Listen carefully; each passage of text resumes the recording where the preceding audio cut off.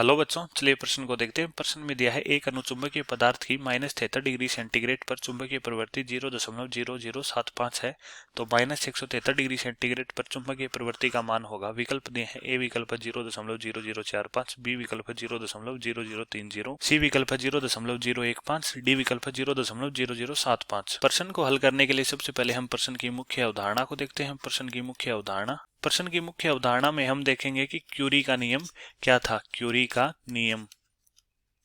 ने अनुचुंबकीय पदार्थों के लिए नियम दिया, जिसके अनुसार अनुचुंबकीय पदार्थों की चुंबकीय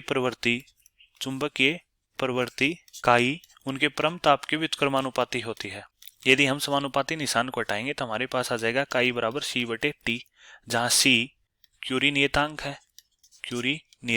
अब हम दो अनुचुंबकीय पदार्थों को लेते हैं। माना पहले अनुचुंबकीय पदार्थ की चुंबकीय प्रवृत्ति काई1 व ताप T1 है, तो यहाँ क्यूरी के नियम से लिखें तो क्यूरी के नियम से काई1 समानुपाती 1/T1, तो यहाँ से आ जाएगा काई1 बराबर C/T1।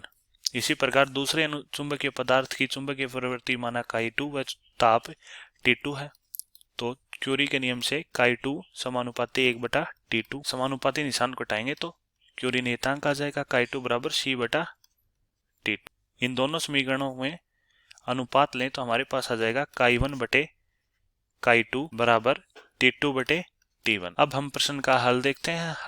प्रश्न में हमें एक अनुचुंबकीय पदार्थ का ताप व चुंबकीय प्रवृत्ति का मान दिया है तथा दूसरे अनुचुंबकीय पदार्थ की चुंबकीय प्रवृत्ति का मान ज्ञात करना है, जिसके लिए हमें ताप का मान दिया है। तो पहले अनुचुंबकीय पदार्थ की चुंबकीय प्रवृत्ति 0.0075 व ताप -73 डिग्री सेंटीग्रेड है। ताप T1 बराबर तो दिया है -73 डिग्री सेंटीग्रेड। इसे हम केल्विन में परिवर्तित करेंगे तो 273 केल्विन जोड़ देंगे इसमें, तो यहाँ से T1 बराबर आ जाएगा 200 केल्विन। तथा चुंबकीय प्रवृत्ति काई1 का मान दिया गया है 0.0075 तथा दूसरे अनुचुंबकीय पदार्थ के लिए ताप का मान दिया है T2 बराबर -173 डिग्री सेंटीग्रेड। इसे भी हम केल्विन में परिवर्तित करेंगे, T2 बराबर हो जाएगा -173 प्लस 273, तो यहाँ से T2 बराबर 100 केल्विन। अब हमने जैसा कि मुख्य अवधारणा में देखा कि दो पदार्थों के लिए उनकी चुंबकीय प्रवृत्ति व ताप में एक संबंध होता है, काई1 बटे काई2 बराबर T2/T1।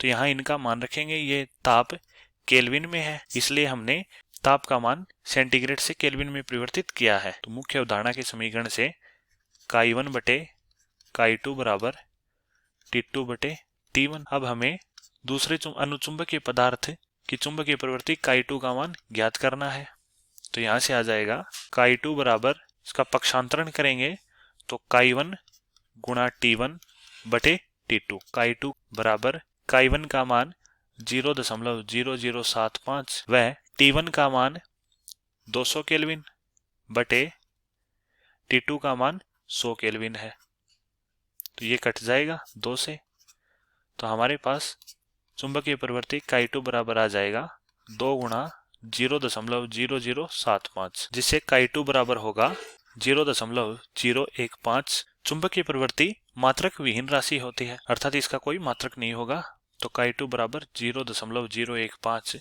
विकल्प सी सही है। मैं आशा करता हूँ कि आपको समझ में आया होगा। धन्यवाद।